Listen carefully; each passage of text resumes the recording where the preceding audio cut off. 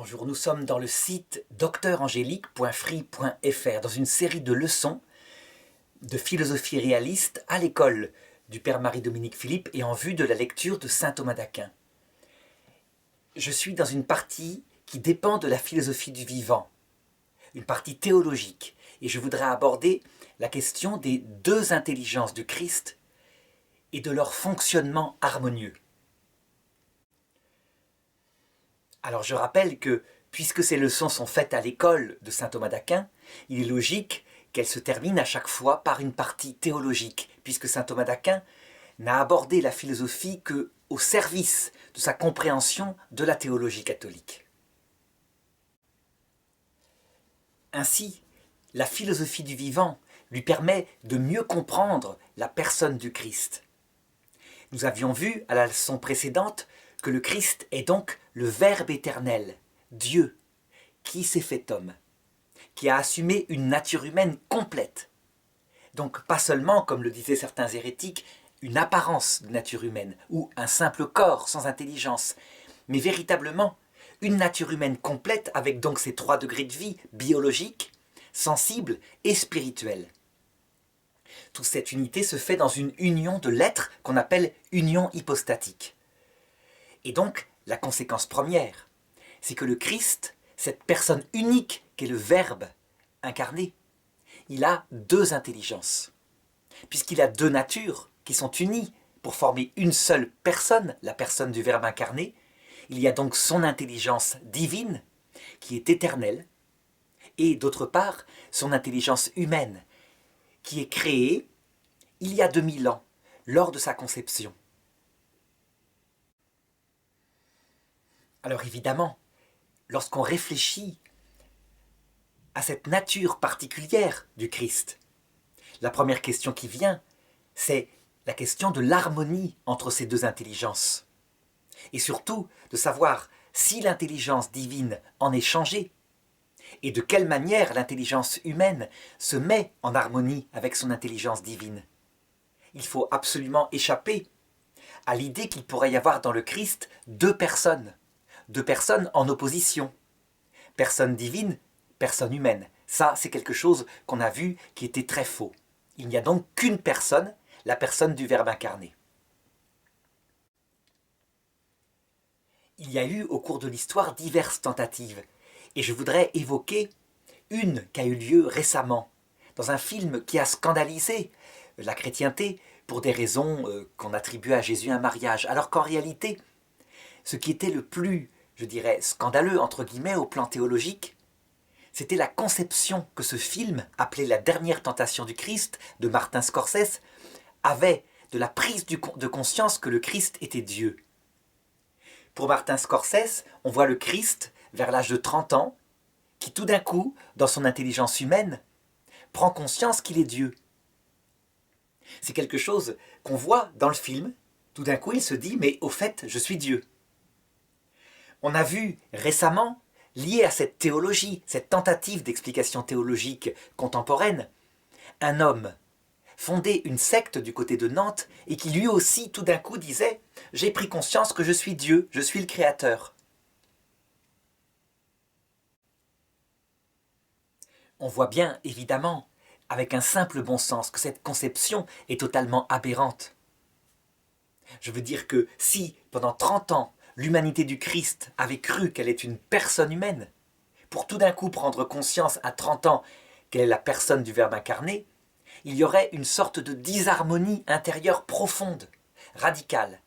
Et c'est quelque chose d'ailleurs que l'Écriture ne peut pas admettre. Par exemple, on voit très bien à l'âge de 12 ans, ce petit geste de Jésus.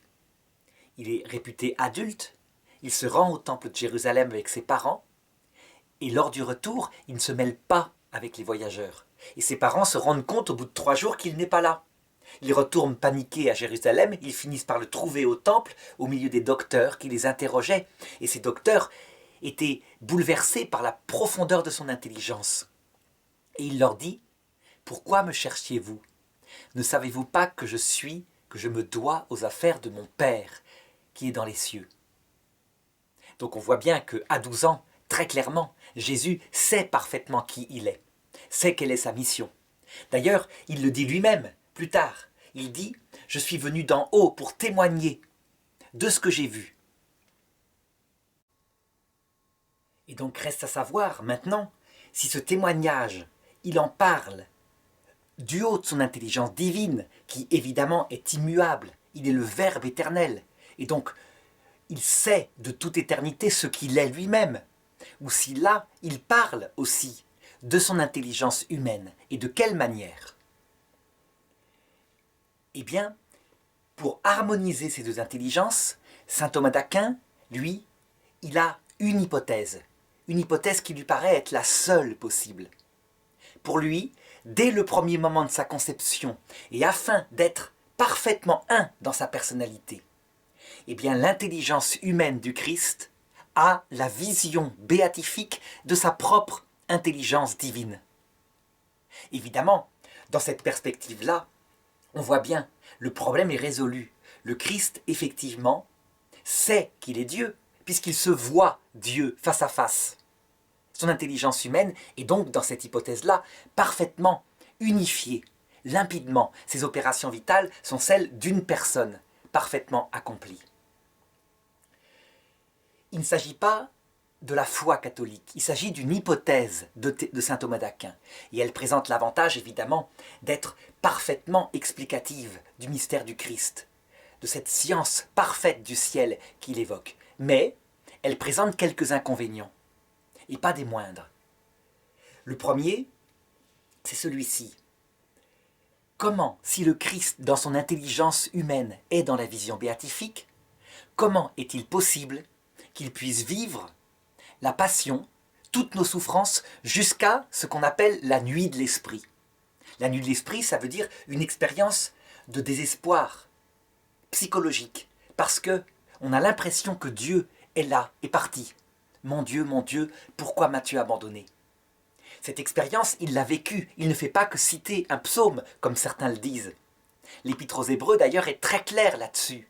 Elle qui dit que le Christ, tout fils qu'il était, apporta avec un grand cri et une grande détresse sa supplication à Dieu qui pouvait le sauver de la mort. Et ayant vécu jusqu'au bout les souffrances, l'Épître aux Hébreux ajoute que Jésus fut rendu parfait de ce qu'il souffrit. C'est l'Épître aux Hébreux au chapitre 5, versets 8, etc. Si le Christ a la vision béatifique, eh bien, il ne peut pas connaître cette épreuve-là, au fond de son âme, cette épreuve par où passent les hommes. Et en conséquence, il est très difficile de dire qu'il est passé par toutes les souffrances, puisque c'est la pire. Cette expérience du désespoir, c'est la pire que puisse connaître un homme. Il ne faut pas la confondre avec le désespérance, péché contre l'Esprit Saint. Là, il s'agit d'un désespoir, l'impression que Dieu se cache, qu'il n'est pas là. C'est une nuit de l'esprit. Le deuxième inconvénient, c'est les conditions de la vision béatifique. C'est quelque chose que Dieu dit lui-même à Moïse lorsqu'il demande à Dieu de pouvoir le voir face à face. Et Dieu lui répond « Nul ne peut me voir sans mourir. Nul ne peut me voir et vivre. » Il s'agit d'une mort à soi-même. Or, cette mort à soi-même, elle ne peut venir que dans un acte libre, consenti, soit par l'obéissance totale, soit par le passage par la souffrance. C'est quelque chose qui est absolument nécessaire parce que l'essence divine est en elle-même, dans sa vie trinitaire, dans une relation d'infinie kénose, puisque les trois personnes qui sont absolument semblables ne cessent de mettre en avant l'autre comme étant la plus grande. Si bien qu'une âme humaine, une intelligence humaine, pour pouvoir supporter, pour pouvoir voir Dieu face à face, doit entrer elle-même dans une démarche intérieure de mort à soi-même. Chose qu'un tout petit bébé qui vient d'être conçu dans son intelligence humaine innocente, évidemment, n'a pas. Il est innocent, mais il n'est pas kénose. Alors on voit un petit peu ces difficultés. La première peut se résoudre, par exemple, en disant que le Christ, à un moment donné, renonce à sa vision béatifique. Quand il dit, par exemple, à ses disciples je ne boirai plus du fruit de cette vigne, jusqu'à ce que je le boive dans l'autre monde. C'est en Marc chapitre 14 verset 25. Et évidemment, le fruit de la vigne, ça peut symboliser la vision béatifique, cette chose qui rend parfaitement heureux, comme le vin qui réjouit le cœur de l'homme. Par contre, pour la première condition, eh bien, évidemment, on est gêné. En réalité, il y a une autre façon d'expliquer cette harmonie originelle du Christ entre son intelligence humaine et son intelligence divine, et qui ne passe pas nécessairement par la vision béatifique. Il peut y avoir une vision de sa propre personnalité, de ce qu'il est, qui passe par une grâce qui est moins importante que la vision béatifique.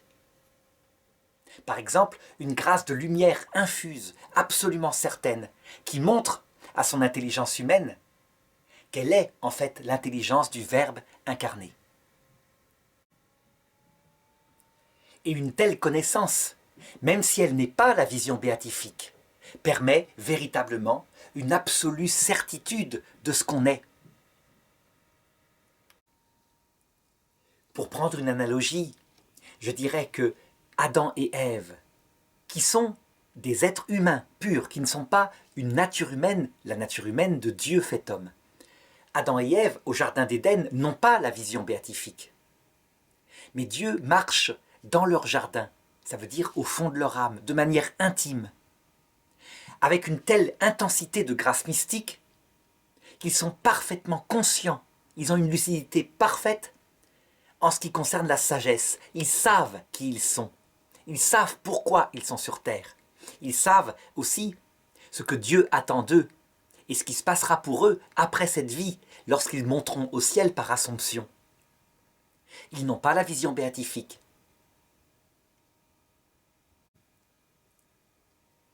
C'est d'ailleurs une grâce tellement intense que eux, parfaitement lucides et maîtres d'eux-mêmes, sont rendus responsables par leur choix de tout ce qui se passera pour leurs descendants. À savoir que s'ils choisissent de se séparer de Dieu et de plutôt naître libres, sans cette présence intime de Dieu, eh bien ils le choisiront aussi pour leurs enfants. Évidemment, ce choix n'aurait pas été juste si Adam et Ève avaient eu un quelconque manque de lucidité. Donc on voit bien, il peut y avoir une grâce infuse qui donne une lucidité parfaite. En tout cas, une lucidité qui n'est pas expérimentale. Adam et Ève ne savaient pas ce que ça voulait dire expérimentalement que de mourir. Ils le savaient juste intellectuellement. Eh bien, il est fort possible que dans l'intelligence du Christ, qui lui, cette intelligence n'est pas celle d'une personne humaine, c'est celle de la nature humaine de Dieu, fait homme, eh bien, qu'il y ait une grâce de même nature, une grâce infuse, qui permette que dès sa conception, il sait qui il est, il sait quelle est sa mission dans son intelligence humaine. En tout cas, pour ma part, après beaucoup de réflexion, je pense que j'adhère plutôt à cette seconde solution qu'à la solution de saint Thomas d'Aquin, qui d'ailleurs avait aussi dit que Moïse avait eu un moment de vision béatifique, bien que Dieu dise plutôt l'inverse, tu me verras de dos. Et saint Thomas d'Aquin disait aussi que saint Paul, lors de sa conversion sur le chemin de Damas, avait eu un moment de vision béatifique. Pour saint Thomas d'Aquin, les deux fondateurs des deux alliances, l'ancienne et la nouvelle, devaient avoir eu un tel moment de vision béatifique. En réalité, de la même façon, il suffit d'une grâce intense, une grâce que saint Paul appelle le troisième ciel, qui consiste à voir, par exemple, l'humanité du Christ glorieuse. Et cette grâce est parfaitement limpide, elle est suffisante pour donner une lucidité parfaite sur leur mission. Pour le Christ, donc, je pense que c'est pareil. Je pense qu'il n'a pas eu la vision béatifique directement à sa conception, mais que, parce qu'il fallait qu'il y ait une harmonie totale dans sa personnalité, il a reçu une grâce infuse d'une intensité telle que jamais il n'a eu un seul doute sur ce qu'il est dans sa nature humaine. Alors je voudrais maintenant aborder, avec saint Thomas d'Aquin, ce qu'on appelle les trois connaissances que le Christ a dans sa nature humaine. Pour saint Thomas d'Aquin, il faut distinguer dans le Christ 4 connaissances, parce qu'il a 2 natures. Il y a évidemment sa connaissance divine, dont je parlais tout à l'heure, qui, elle, est immuable, éternelle. Sa divinité, sa personne divine, au Christ. Il est d'ailleurs la personne du Verbe incarné. Il n'est pas seulement une nature divine. Si on parle du Christ, on parle de la personne du Verbe incarné, et non pas d'une personne humaine. Eh bien, son intelligence divine, elle est dans la vision éternelle de sa Trinité, la vision béatifique, on pourrait parler comme ça finalement, mais elle est comme Dieu est quand il se voit lui-même. Et ça ne change pas. En ce sens-là, cette intelligence divine ne peut pas être dans la foi, ne peut pas découvrir des choses. Elle ne change pas. Elle est comme ça, depuis toujours, y compris lorsqu'elle s'incarne, lorsqu'elle prend une nature humaine. Et puis, il y a sa nature humaine. Sa nature humaine, elle, pour saint Thomas d'Aquin, on peut distinguer en elle 3 sciences. La première, que je viens de discuter, c'est la vision béatifique. Donc pour saint Thomas d'Aquin, le Christ, dès sa conception, a la vision béatifique. Ça veut dire qu'il voit face à face et sans intermédiaire sa propre divinité et la Trinité tout entière. Alors pour saint Thomas, cette vision béatifique est une vision béatifique d'une intelligence humaine. Ça veut dire que l'intelligence humaine du Christ ne comprend pas sa propre nature divine, avec la même intensité évidemment que sa nature divine ne se comprend elle-même. Elle est une intelligence créée. Cependant, pour saint Thomas d'Aquin, le Christ, dans son intelligence humaine, a la plus puissante, la plus intense vision béatifique qu'on puisse imaginer, ce qui est tout à fait normal, puisqu'il est le Verbe fait chair. De même pour saint Thomas d'Aquin, puisque le Christ, dans son intelligence humaine, a la vision béatifique, il connaît toute chose en voyant sa divinité. Il les connaît en voyant directement, je dirais, la cause première de toute chose, à savoir sa nature divine. Évidemment, il ne les connaît pas comme sa nature divine le connaît, il le connaît évidemment comme un récipient limité, à savoir une intelligence humaine. Très concrètement, pour saint Thomas d'Aquin, par cette vision béatifique, le Christ ne connaît pas seulement ce qui concerne le salut des hommes pour qui il donne sa vie, mais il connaît aussi toutes les sciences, la physique, la chimie, le fonctionnement de la matière, tout sans exception. Et aussi, dans cette vision béatifique, pour saint Thomas d'Aquin, l'intelligence du Christ est dans la béatitude. Ça veut dire qu'elle ne peut pas connaître certaines souffrances. Donc j'ai montré suffisamment comment ceci posait problème. Même si saint Thomas d'Aquin arrive plus ou moins à s'en sortir en disant « Le Christ à la croix a connu toutes les souffrances tout en restant bien heureux parce que c'était uniquement la partie supérieure de son intelligence qui était dans la béatitude et le reste, son intelligence pratique par exemple, pouvait être véritablement dans le désespoir. » Ça pose de gros problèmes parce qu'il faut faire, je dirais, une jonglerie intellectuelle pour arriver à comprendre comment une partie du Christ pourrait être parfaitement heureuse et une partie de son intelligence parfaitement malheureuse. C'est compliqué. En réalité, donc je l'ai dit, cette vision béatifique, c'est une hypothèse de saint Thomas d'Aquin. Par contre, saint Thomas d'Aquin pose pour le Christ une deuxième science, qu'il appelle la science infuse. Une science infuse, c'est quelque chose qui est donné par Dieu, infusé par Dieu dans l'intelligence, sans que la personne ait eu besoin de l'acquérir. C'est ce genre de science que saint Thomas d'Aquin décrit pour les anges. Il dit que les anges sont créés et que, en même temps qu'ils sont créés, ils reçoivent la plénitude des connaissances dont ils ont besoin par rapport à leur mission naturelle, à savoir une mission d'organisation du monde, etc.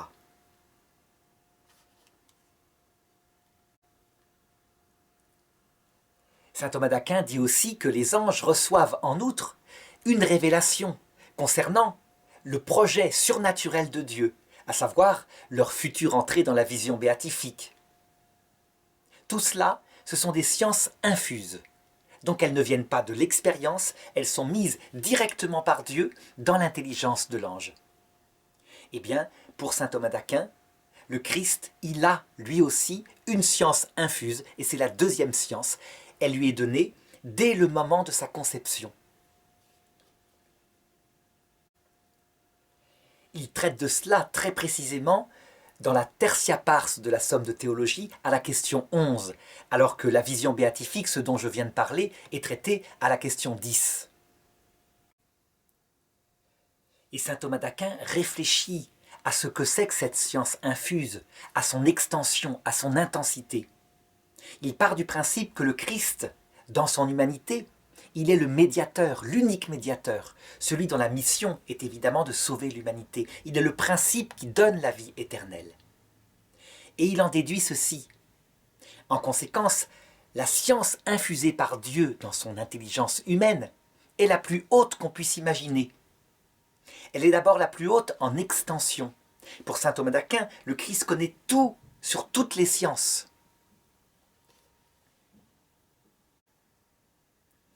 Il ne parle pas seulement de la science du salut. Ça veut dire, par exemple, la sagesse mystique. Qu'est-ce que fait l'homme sur terre? Quelle est sa mission?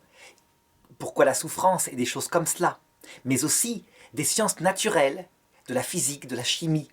Éventuellement, de choses que saint Thomas d'Aquin lui-même ne connaissait pas, comme la physique nucléaire. D'autre part, cette science infuse, donnée directement par Dieu, ne fonctionnait pas comme les sciences acquises, comme nous fonctionnons, ça veut dire en s'appuyant sur les images. Mais directement, dans l'intelligence du Christ, Dieu avait mis les concepts essentiels de ce qu'il devait connaître, à savoir de tout. Et le Christ, sans passer par des représentations comme nous le faisons, il pouvait contempler ces sciences. Pour montrer un petit exemple, lorsque un homme pense à une notion comme l'infini, par exemple la taille infinie possible de l'univers, eh bien, pour comprendre ce concept d'infini quantitatif, il se représente en mathématiques un objet, une sphère par exemple, auquel on rajoute sans arrêt des morceaux, et à l'infini. Il fait une suite à l'infini. Évidemment, il ne se représente pas en acte l'image d'un corps infini en taille. Mais à partir de là, de cette représentation, eh bien, il peut comprendre le concept d'infini en taille. Donc on s'appuie sans cesse sur des images venant de l'imagination pour mieux comprendre des concepts spirituels, intellectuels. Le Christ, lui, dans sa science infuse, n'en a pas besoin. Il voit les choses directement dans le concept qui est infusé par Dieu. Et donc c'est une science qui paraît supérieure à la science acquise. De même, pour saint Thomas d'Aquin, toute cette science infusée se fait directement par des jugements intenses, contemplatifs de l'intelligence du Christ sur les conclusions de ces sciences. Elle ne se fait pas comme nous, à travers des raisonnements. Par exemple, si nous voulons comprendre ce que c'est que la gravitation, eh bien nous observons un effet. Par exemple, si je lâche cette télécommande, elle tombe par terre. Et par raisonnement, nous en déduisons qu'il y a une cause, et cette cause ne peut être qu'une attraction terrestre, etc., qu'après nous calculons. Le Christ, lui, dans sa science infuse, il contemple directement ce que c'est que la gravitation, son essence elle-même. Et ce n'est pas étonnant, c'est une science donnée par Dieu directement. Elle procède d'un auteur divin, celui qui a créé le monde. Et donc, elle fonctionne tout à fait différemment d'une science acquise, science que par ailleurs saint Thomas d'Aquin admet pour le Christ. Il a aussi une science acquise, je le verrai tout à l'heure. Cette science infuse est pour saint Thomas d'Aquin supérieure à celle des anges. Alors, supérieure en tout cas quant à sa cause. Ça veut dire que Dieu lui-même, qui donne à sa propre nature humaine, à sa propre intelligence humaine, cette science infuse, la donne avec une intensité évidemment unique. Mais saint Thomas d'Aquin nuance en disant, quant au récipient, ça veut dire l'intelligence humaine, qui est inférieure en puissance à l'intelligence des anges. L'intelligence humaine est celle d'un tout petit esprit. Eh bien, saint Thomas d'Aquin reconnaît que, évidemment, la compréhension du Christ comme intelligence humaine de ces sciences va moins loin que la compréhension des anges. Leur récipient, entre guillemets, est plus grand pour comprendre. Enfin, pour saint Thomas d'Aquin, la science infuse du Christ est à l'état d'habitus, c'est-à-dire de vertu. Je veux dire par là qu'il en dispose quand il veut. Elle est là, stabilisée en lui. On peut dire que c'est comme si son intelligence avait été nourrie de choses qui sont en lui de manière stable et il ne peut pas les perdre. Il y a d'ailleurs en lui plusieurs habitus, même si tout vient d'une seule cause, qui est l'action de Dieu qui lui a mis ces sciences. Il y a donc dans le Christ toute la diversité des vertus de science qu'on peut trouver aussi dans l'être humain, sauf que là, elles sont infusées. Par exemple, autre chose est l'habitus d'intelligence en lui, qui lui permet de comprendre, je dirais, dans l'unité, le monde tout entier tel qu'il est, en étant naturellement soumis au réel. Autre chose est en lui les habitus de sciences, les sciences diverses, comme par exemple la physique, qui a pour objet la matière, la biologie, qui a pour objet la vie, l'observation des animaux, etc. Donc il y a en lui autant d'habitus de sciences qu'il peut y en avoir selon leurs objets. Il y a en lui aussi l'habitus de sagesse philosophique. Je veux dire par là que quand il voit la nature, il remonte évidemment tout à fait naturellement au Créateur. Et ça se fait dans un jugement d'évidence parfaite, sans qu'il y ait de raisonnement à poser. De même, l'habitus de prudence, qui est une vertu morale, une vertu de l'intelligence pratique pour bien agir, eh bien, elle est infusée par Dieu de la même façon. Ainsi que l'habitus d'art, qui a un goût pour la beauté, la splendeur des formes des choses. Et ce bon goût lui vient évidemment de son intelligence divine qui a été la cause de la magnificence de l'univers. Alors voilà, après avoir décrit ce qu'en dit saint Thomas d'Aquin, eh bien, il faut maintenant en discuter. Il est clair que le principe de base que donne saint Thomas d'Aquin est juste. Dieu donne au Christ toutes les sciences dont il a besoin pour sa mission qui est celle de rédempteur. Donc, il lui infuse ce qui lui est nécessaire. Est-ce qu'à partir de ce principe, on peut déduire qu'il a les habitus de sciences physiques, de physique nucléaire, etc. Eh bien, en fait, je pense que saint Thomas d'Aquin va peut-être trop loin dans les conclusions. La chose qui est nécessaire pour sa mission, c'est exclusivement ce qui concerne le salut, puisque sa mission porte sur le salut des hommes. Et donc il doit avoir une science infuse de ce qu'est Dieu dans sa vie trinitaire, de l'évangile de Dieu, de la nature humaine profondément. Comme dit l'évangile, il savait ce qu'il y avait dans l'homme. C'est saint Jean qui le dit au chapitre 2, verset 25. Il n'avait pas besoin d'un témoignage sur l'homme, car lui-même connaissait ce qu'il y avait dans l'homme. Cette science infuse est absolument nécessaire. Si le Christ, le seul Rédempteur, ne connaît pas ce qu'il y a dans la nature de ceux qu'il vient sauver, évidemment ça ne va pas. Il connaît donc les faiblesses des hommes, leurs combats, la raison de ces combats, le péché originel et tout cela. Est-ce que pour sa mission, le Christ a besoin de connaître la physique nucléaire? Est-ce qu'il a besoin de contempler ce que c'est que l'essence de la gravitation? En réalité, pas du tout. Ça n'est absolument pas nécessaire. Je dirais même plus, peu importe s'il l'ignore. Parce que l'essentiel, c'est à travers des images liées à la mentalité de son temps, de faire passer ce qui concerne spécifiquement sa mission, la doctrine du salut. Jésus, dans son humanité, n'a jamais voulu faire passer autre chose que cela. Et donc, il n'a besoin que de cela. Je voudrais montrer un exemple qui manifeste à quel point il n'a pas les sciences infuses, par exemple de la biologie. C'est un exemple que me faisait remarquer mon père, qui était vétérinaire. Il se trouve dans l'évangile de Matthieu, au chapitre 6, verset 26. Regardez les oiseaux du ciel, ils ne sèment ni ne moissonnent, ni ne recueillent en des greniers, et votre Père céleste les nourrit. Ne valez-vous pas plus qu'eux? Et mon père me faisait remarquer que les oiseaux qui ne sèment pas, qui ne moissonnent pas, certains sèment et certains moissonnent. Les geais, par exemple, enterrent des glands, des choses comme ça pour l'hiver. Mais les oiseaux qui ne sèment pas, eh bien, ont de gros problèmes l'hiver. Et il arrive des hivers où des passereaux, on les retrouve morts de faim, de froid, véritablement. Ils n'ont pas assez de nourriture.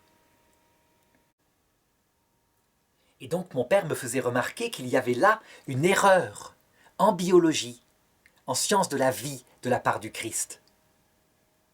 Est-ce que c'est quelque chose de troublant? Pas du tout. Parce que pour ce qui concerne la doctrine du salut, l'attitude de confiance en Dieu, qui évidemment peut faire qu'un homme qui n'a pas semé, qui n'a pas mis des économies de côté, connaît la famine. Donc, cette science du salut conduit un homme à utiliser sa prudence pour faire des économies. C'est ce que dit le pape Léon XIII, c'est un minimum de bon sens. Mais par ailleurs, sur le sens divin, la chose est bien dite, à savoir que Dieu s'occupe de ce qui concerne notre salut et que nous ne pouvons pas acquérir par nous-mêmes. Lui, il saura bien nous faire acquérir un cœur brisé, un esprit humilié, puisque c'est une chose absolument nécessaire pour le salut et que nous ne pouvons pas l'acquérir par nous-mêmes. Donc il y a bien des choses dont nous n'avons pas à nous soucier. Nous nous soucions de ce que nous pouvons faire, à savoir grandir dans l'amour de Dieu, nous tourner vers Dieu sans arrêt, grandir dans l'amour du prochain. Ça, c'est dépendant de notre liberté fondée sur la grâce, évidemment. Mais les choses qui ne dépendent pas de nous, eh bien Dieu les fait lui-même et il saura bien nous conduire au salut. Donc pour ma part, je dirais comme théologien, je pense qu'il est absolument nécessaire que le Christ ait reçu, dès sa conception, des sciences infusées par Dieu, comme les anges en reçoivent, mais que ces sciences concernent sa mission. Son intelligence humaine ne reçoit que ce dont il a besoin pour sa mission.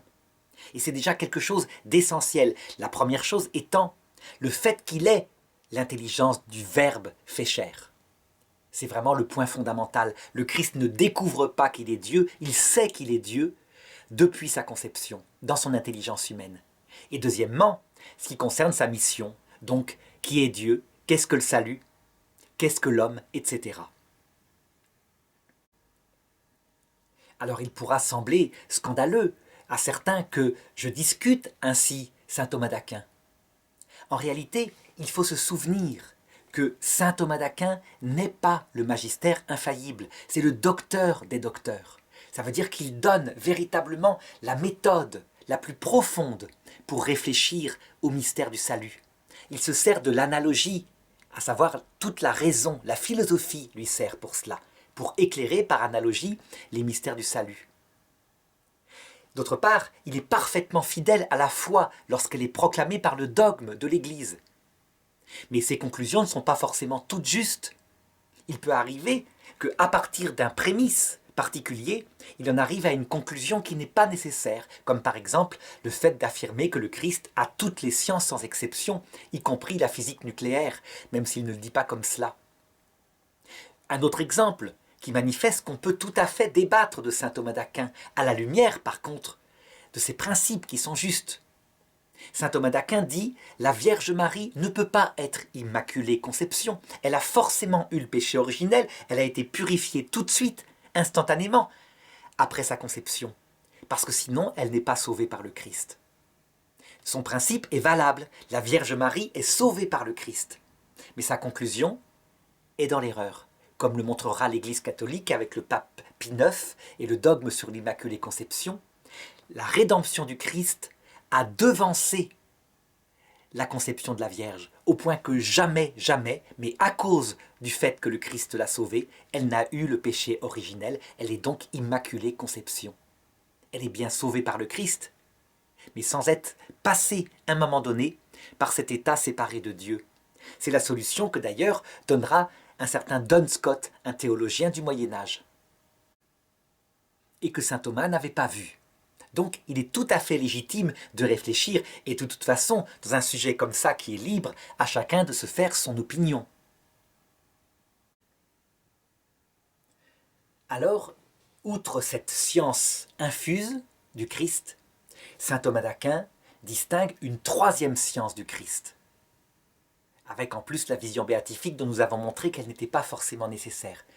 Il l'appelle la science acquise, ou la science expérimentale. Ça veut dire que le Christ lui-même, il a d'autre part, bien qu'il ait eu une science infuse, il a appris des choses.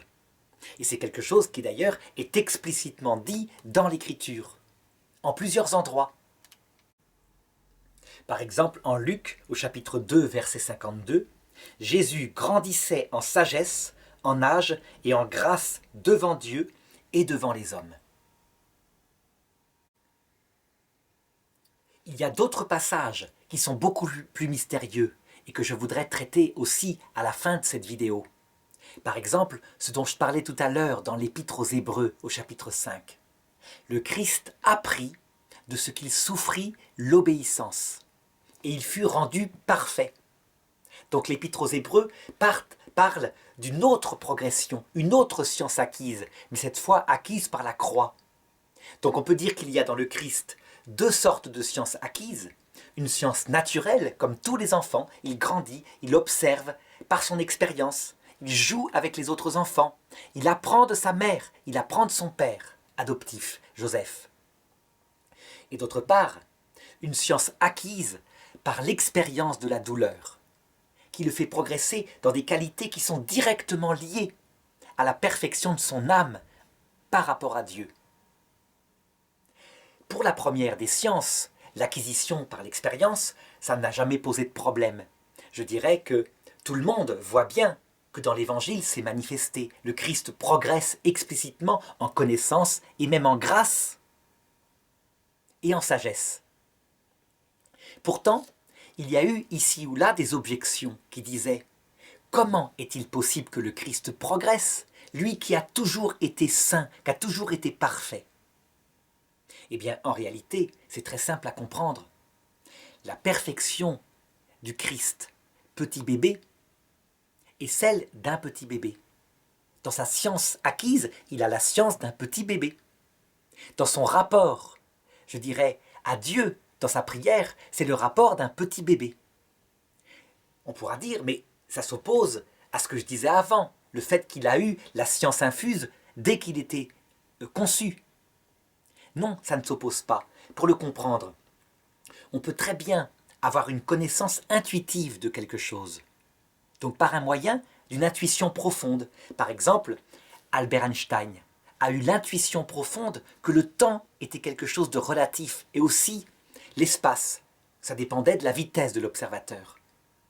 Mais ensuite, lorsque ça a été vérifié expérimentalement, en 1905 par exemple, par des expériences au niveau d'une éclipse de soleil sur la place des étoiles par rapport à cette éclipse, eh bien, il en a acquis une science plus approfondie. De la même façon, le Christ peut avoir une science infuse, une intuition de certaines choses, et après, les expérimenter. Il peut avoir la science infuse que l'homme a en lui des faiblesses. Lui n'a pas ces faiblesses-là. Il a la grâce originelle. Et ensuite, observer ses contemporains dans leurs faiblesses elles-mêmes. Leur incapacité, par exemple, à gérer leur colère, à gérer leur passion, etc. Les choses ne s'opposent pas, elles se complètent. C'est cette même distinction qu'on trouve aussi en Adam et Ève. Adam et Ève, je le disais tout à l'heure, ont la science infuse que s'ils pêchent, ils mourront et ils souffriront. Dieu le leur a dit, mais ils n'en ont pas la science expérimentale. Donc leur connaissance est parfaite au plan de la science infuse.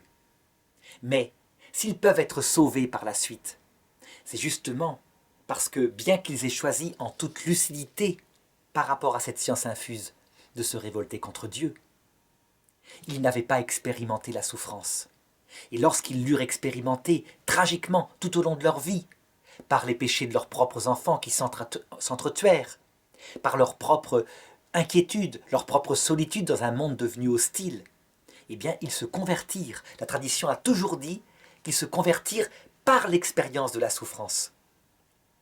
Le Christ, c'est pareil. Il a une science infuse du salut, de tout ce qui concerne le salut, ce qui ne l'empêche pas de progresser dans l'expérience de certaines choses que par ailleurs il connaît spéculativement, contemplativement. Alors comment est-ce que fonctionne cette science acquise du Christ?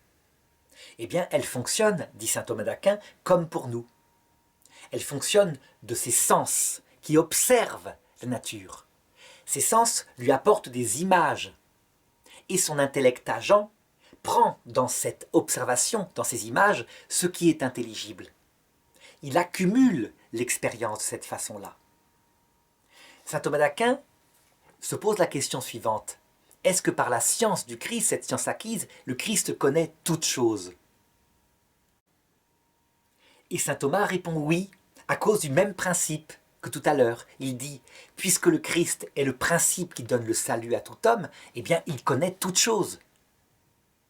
En réalité, moi je pense plutôt pour autre chose, à savoir que le Christ connaît toutes choses par sa science infuse, toutes choses qui ont rapport avec sa mission. Je pense qu'il n'a pas du tout besoin de connaître, par exemple, le fonctionnement de l'ADN, la génétique, par rapport à sa mission. On peut dire d'ailleurs, toute chose étant par ailleurs analogue, que c'est un peu de la même façon que fonctionne l'Église. L'Église, par exemple, en ce qui concerne l'origine d'Adam et Ève, eh bien, elle se prononce infailliblement sur certaines choses qui sont directement en lien avec la question du salut. L'Église dit, Adam et Ève ont vraiment existé. Ça, c'est une science qui lui vient, je dirais, de Dieu, qui correspondrait à la science infuse.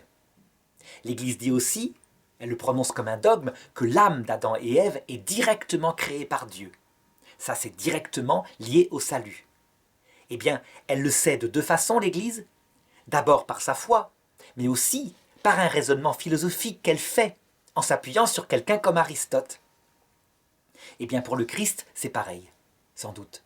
Ça veut dire que, de science infuse, il sait que c'est Dieu qui crée l'âme de tous les humains. C'est absolument nécessaire pour sa mission.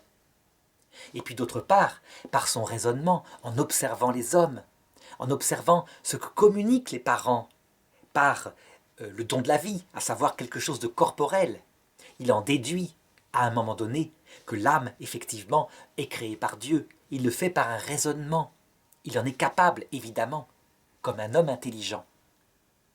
Par contre, l'Église, dans sa recherche dogmatique, dit bien que l'origine du corps de l'homme, est-ce que l'origine du corps de l'homme vient de la terre que Dieu aurait prise vraiment, comme le dit le texte biblique, ou est-ce que cette terre symbolise l'évolution avec les animaux, donc les Homo erectus, Homo habilis, etc.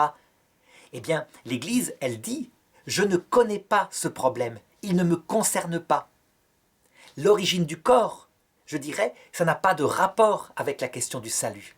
Et donc, elle laisse chacun se prononcer. Le pape Jean-Paul II, en 96, disait « L'évolution me paraît être plus qu'une hypothèse scientifique ».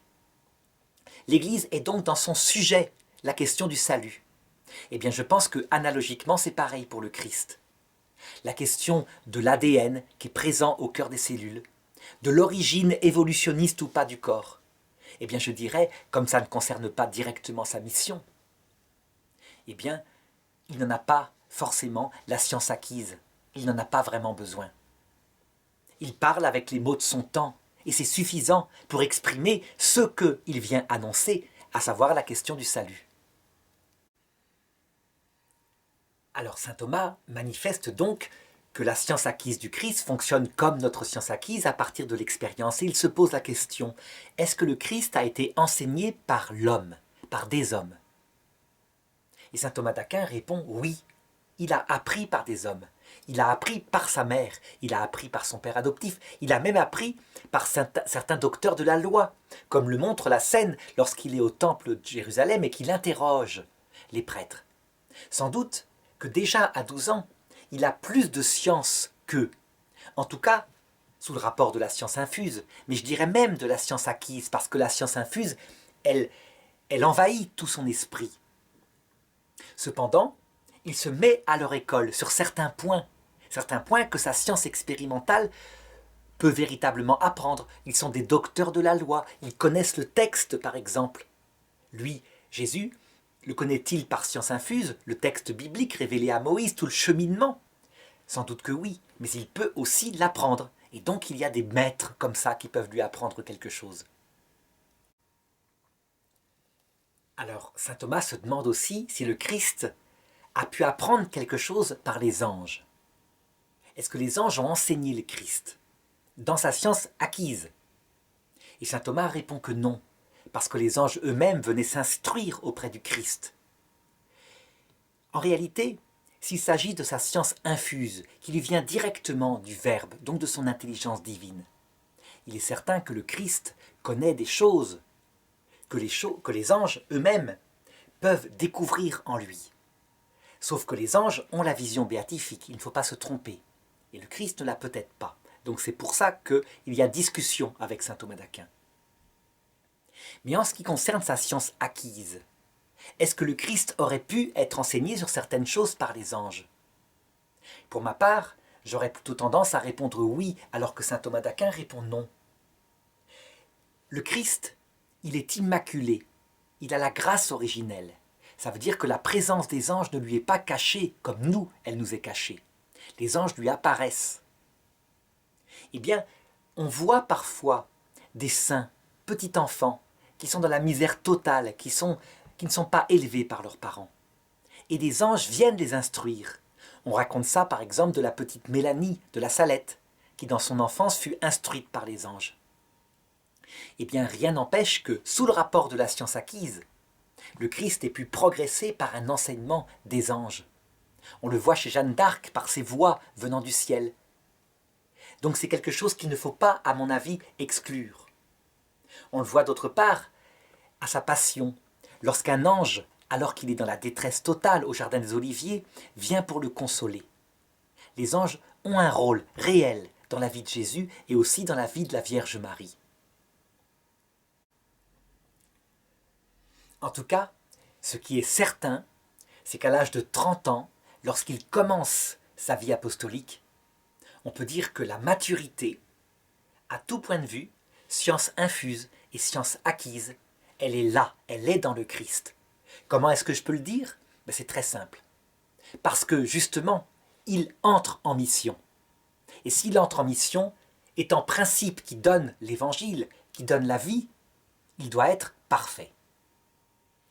Cependant, et c'est là que je voudrais aborder cette deuxième croissance du Christ.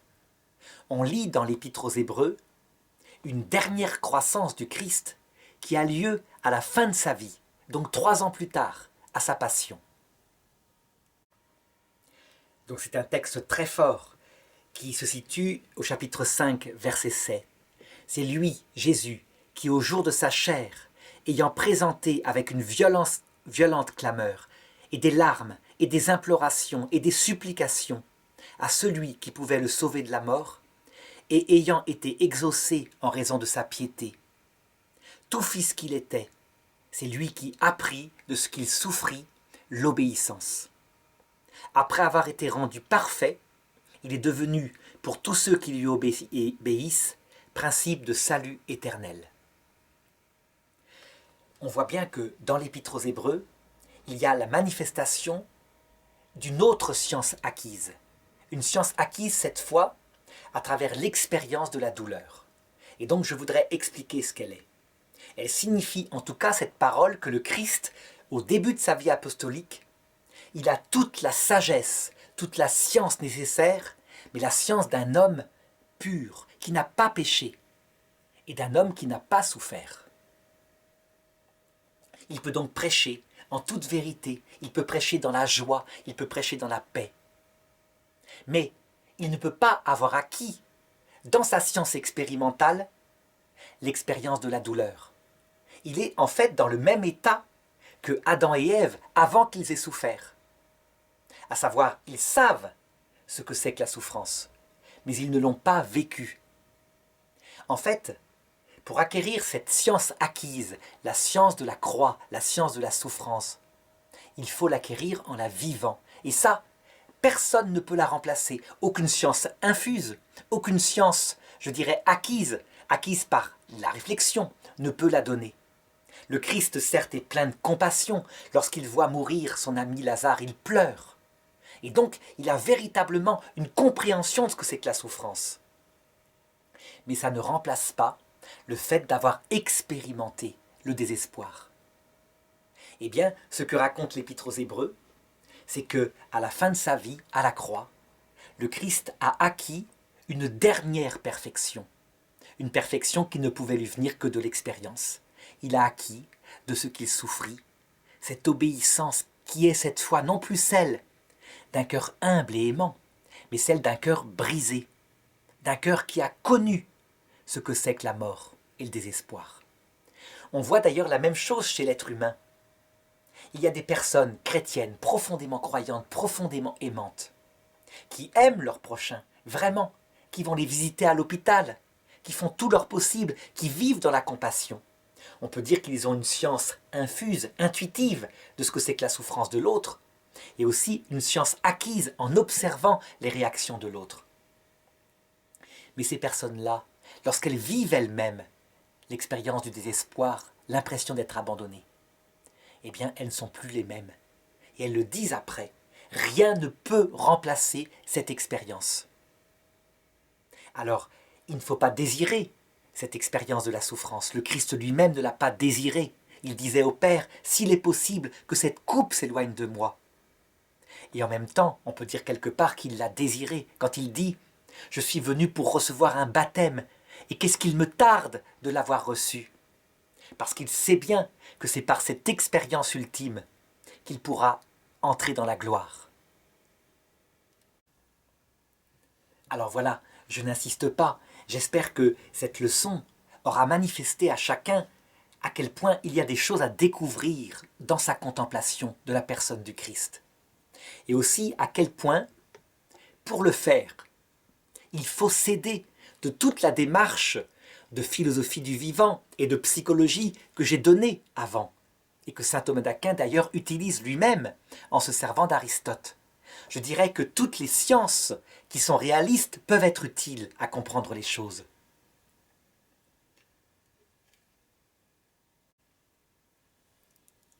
On voit aussi à quel point la réflexion théologique est très importante. Elle permet de mieux comprendre ce que le Christ a vécu.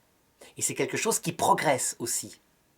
Seulement, cette réflexion théologique permet de comprendre qu'en fait, nous ne comprendrons véritablement l'âme humaine du Christ, je veux dire son intelligence humaine, qu'en la découvrant dans son apparition glorieuse à l'heure de la mort. Je veux dire que notre science ici-bas, aussi puissante soit-elle, fait que nous en savons moins que le plus petit enfant qui, à l'heure de la mort, rencontre le Christ. Il en sait plus en le voyant que tous les efforts de la théologie. Il faut donc être extrêmement modeste. On ne fait qu'effleurer le mystère qui, dans quelques années, à l'heure de notre mort, nous paraîtra plus profondément. Nous verrons d'abord le Christ apparaître dans son humanité glorieuse, et en le voyant, d'un regard intuitif, par une science infusée par lui, nous comprendrons ce qu'il a souffert, son évangile, le but de sa rédemption. Et puis, enfin, lorsque nous entrerons dans la vision béatifique, alors nous verrons directement son intelligence divine. Et à cette époque-là, on peut dire que ce ne sera plus sa nature humaine qui nous permettra de comprendre sa divinité, mais ce sera plutôt l'inverse. Ce sera en voyant directement la divinité du Christ, sans intermédiaire, sans que l'humanité soit utile, que nous comprendrons mieux son humanité et ce qu'il a vécu.